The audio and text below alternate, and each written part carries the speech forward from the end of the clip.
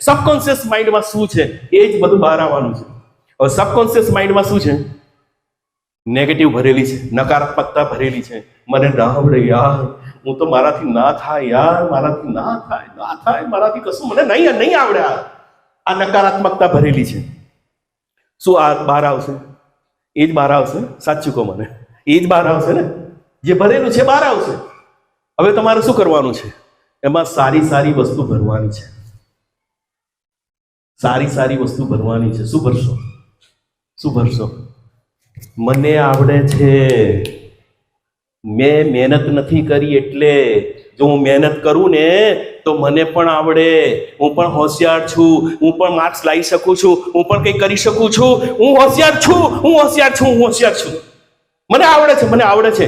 એવું સતત આમાં માઇન્ડમાં નાખતા જાઓ. આને કહેવાય છે રીપ્રોગ્રામિંગ. હું તમને એક વાત કહી દઉં, જ્યારે નકારાત્મકતા એટલી બધી હદ સુધી ભરાઈ જાય છે તો હાલત શું થાય છે? એક હાથીનું ઉદાહરણ આપું છું તમને.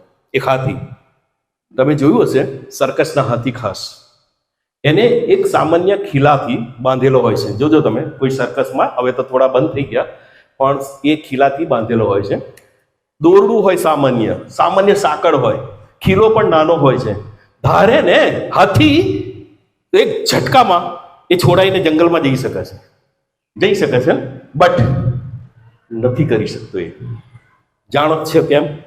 એટલા માટે નથી કરી શકતો કે જ્યારે બચ્ચું હતું, હાથીનું બચ્ચું, ત્યારે એને એ રીતે ટ્રેન કરવામાં આવ્યું હતું. તે વખતે જ્યારે બચ્ચું હતું ને, ત્યારે એને જાડા દોરડાથી, ઝાડના મોટા થડ સાથે બાંધેલું હતું. એને બહુ કોશિશ કરી અહીંથી નીકળવા માટે, પણ ના નીકળ્યું. એટલે એને માઇન્ડ સેટ કરી નાખ્યું. શું કર્યું ખબર છે? આ દોરડું મને હંમેશ માટે બંધેલું રાખે છે. એ માઇન્ડ સેટ એવું થઈ ગયેલું હતું કે જ્યારે મોટો થયો ત્યાં સુધી આ માઇન્ડમાંથી નીકળ્યું નહીં. અને એ માઇન્ડમાંથી ના નીકળ્યું તો હવે નાનું સરખો ખીલો, નાનું સરખું દોરડું કે સાંકળ ધારે તો એક જ ઝાટકે છોડી શકે. બટ એ માઇન્ડ સેટ જે રહ્યું છે એ આખી જિંદગી એનામાં રહે છે અને છોડી નથી શકતો. અને આપણી દુર્દશા આ છે. બચપનમાં મા બાપ અહીંયા બેઠા છો, માફ કરજો, કારણ કે કેટલીક વસ્તુ મારે મા બાપને કહેવી છે. એ મૂર્ખ, તારાથી નહીં થાય, એ મૂર્ખ.